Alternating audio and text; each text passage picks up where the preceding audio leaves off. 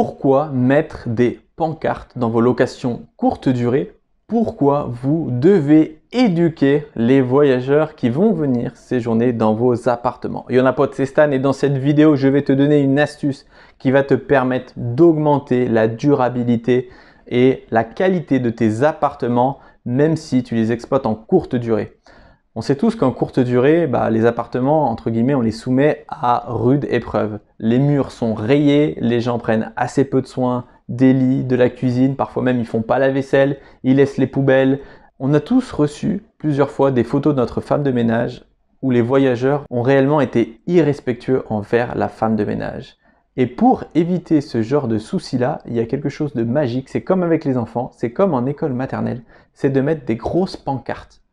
Moins il y a de texte et plus il y a de dessins, plus c'est efficace. Je vais vous raconter une petite anecdote, toujours dans un appartement qui est exploité en courte durée, sur lequel malheureusement j'ai pas des WC classiques, j'ai des WC en semi-broyeur. Je ne sais pas si vous connaissez un peu le principe des semi-broyeurs, mais les semi-broyeurs, ça a du mal à accepter autre chose que pipi et caca. Et quand on est dans des courtes durées, vous n'êtes pas censé ignorer que parfois les toilettes sont considérées comme des poubelles. C'est-à-dire que tout ce qu'il va y avoir sous la main du voyageur va être mis dans les WC et ensuite on va tirer la chasse. Manque de peau, avec un semi-broyeur, si vous mettez des serviettes hygiéniques, des tampons ou tout un tas d'autres produits, vous allez boucher et vous allez casser le semi-broyeur. Sur les 6 premiers mois d'exploitation de cet appartement-là, j'ai dû faire intervenir 3 fois mon plombier avant de réfléchir et de me dire mais pourquoi est-ce que je ne mettrais pas une pancarte? J'ai mis une pancarte à même le WC assez violente qui précisait que je prendrais la caution en intégralité, c'est-à-dire pour cet appartement-là, 500 € de caution en cas de dégradation du semi-broyeur. À savoir, il ne faut pas mettre autre chose que du papier toilette et ce que vous avez à faire à l'intérieur des toilettes.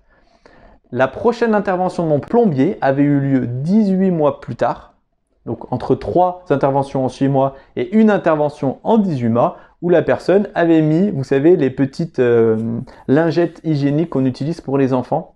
Donc elle est mise dans les toilettes et donc ça a bouché les toilettes, le plombier est intervenu, le plombier avait la preuve, il y a bien quelque chose qui avait été mis dessus et j'ai pu récupérer le montant que m'avait facturé mon plombier directement sur la caution du locataire. En termes de pancarte, n'hésitez pas également à indiquer de manière très lisible et au moins à 2 endroits dans l'appartement, un au niveau des fenêtres idéalement et un au niveau de la porte de sortie, qu'il s'agit d'un appartement non fumeur, car il n'y a rien de plus désagréable pour un locataire non fumeur de rentrer dans l'appartement et qu'il soit tout propre, mais qu'il y ait une odeur persistante de fumée froide.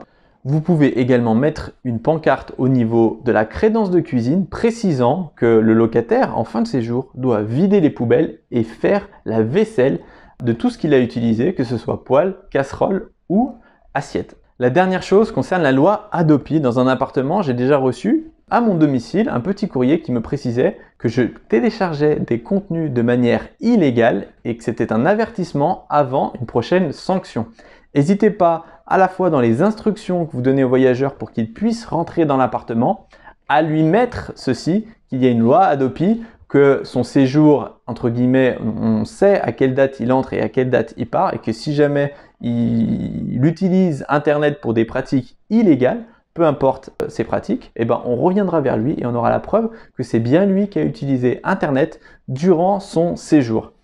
Le signaler sur le PDF d'entrée et le signaler également dans l'appartement à l'endroit où vous allez communiquer l'adresse de connexion Wi-Fi. Ça lui permettra de bien réfléchir et de le dissuader à toutes sortes de, pratiques illégales. Maintenant que les pancartes n'ont plus de secret pour vous, je vous invite à vous abonner à la chaîne pour recevoir en exclusivité toutes les prochaines vidéos autour de l'investissement immobilier, de la location courte durée ou de la location meublée. Je vous souhaite une très bonne journée et je vous dis à bientôt. Au revoir.